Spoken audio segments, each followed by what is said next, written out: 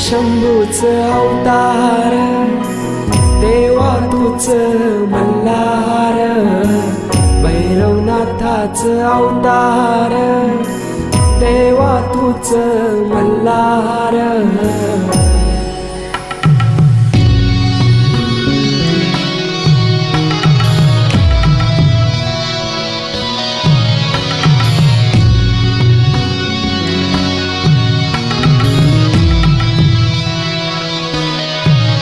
ठेवून बाणाई पहिल्या पायरीला, घेऊन मानसा देवी संगतीला, वध करूनी मनी मल्हार.